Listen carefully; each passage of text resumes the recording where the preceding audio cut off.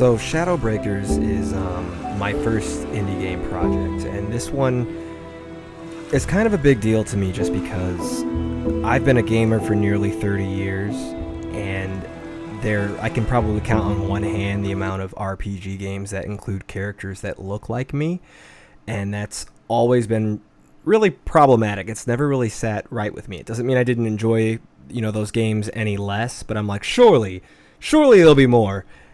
And there isn't. So I figured I'd try to do it myself. So one of the things that I'm really happy about when it comes to this game is trying to have vastly different environments. Each level is applicable to one of the characters that you select, and they're very, very different, from one another at this point. And I love that. Like, this one reminds me a lot of, like, honestly, 90s style anime is exactly what I was going for in this particular one. And I think that shows. I think that shines through. Another map that I'm working on has a very strong, like, steampunk atmosphere. I've been learning cutscenes, so bear with me here. But this one really reminds me of, like, Full Metal Alchemist for my anime fans that are out there. They had a future where everything was not quite what it turned out today. Everything was like steam powered and operated, and they were focused on alchemy, and it was just this beautiful environment that they were able to build. So I'm hoping to encompass some of that in this game. And finally, this one, I admit, is still a pretty big work in progress. I definitely have quite a bit of work here to do, but I've also been a pretty big fan of games like Cyberpunk.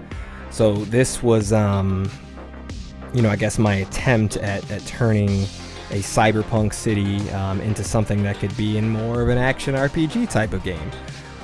So again, I mean, it's all work in progress, but it's something that I'm really excited about, and I just like how vastly different each level is. And the challenge is really trying to tie these things in together to make it make sense. I mean, and for inspiration, I just pulled to some of my favorite games. I looked at games like God of War with its AI companion system. I'm like, oh my god, I gotta have that. Absolutely have to have that. And for like anime references, I grew up loving Dragon Ball Z. Like, there's no way I could have a game that didn't have over-the-top transformations that allowed you to control space and time and have after-image effects. My scanners are detecting enemies. And even though it's on a smaller scale, I've always been frustrated with games that made me feel limited, so I'm trying to create something, where I'm going to have an underwater environment. I wanted a companion that can follow you and give you light when you can't see in the dark. I literally wanted the sky to be the limit, inspired from, you guessed it, Dragon Ball Z again, and a few other anime. I mean,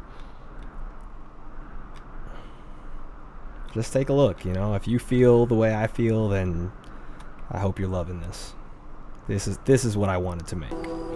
Like, growing up, one of my all-time favorite games was Medieval. So, one of the levels I tried to create an area that reminded me a lot of Scarecrow Fields, for instance. So I've got these terrifying scarecrows that come out, and pumpkins you've got to fight. There's a lot happening. So, I mean, as a new indie dev, some of the things I've struggled with have been like trying to create interesting boss fights.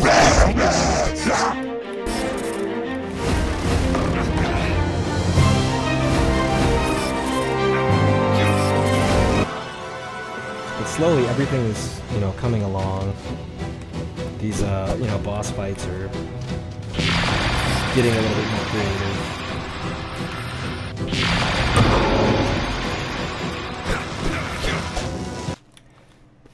I want to design characters with, like, fun range attacks.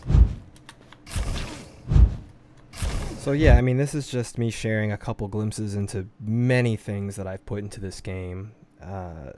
This has been my passion project for almost a year now. Again, this is my first game. I've never really done anything like this. I've never even really done Kickstarter, but here I am. So if any of you guys can relate to some of what I'm working on, or if this looks interesting to you, I'm working as hard as I possibly can, and this game is going to come out regardless as to whether or not I get funding. But I will be honest, things would be so much easier if I could. I mean, I'm doing all the work by myself across the board, and I guess in a sense that saves some funds, but at the same time, there's different assets that I need, and I hope that maybe I can outsource, because if I can do something, but there is somebody that I can bring in that can potentially do something maybe a little cleaner, maybe a little better. Ultimately, it's worth it. I'm willing to do whatever it takes to get this project off of the ground. So, take a look. I hope you do consider, backing this up. And thank you very much for your time if you did make it to the end of this video. Thank you very much.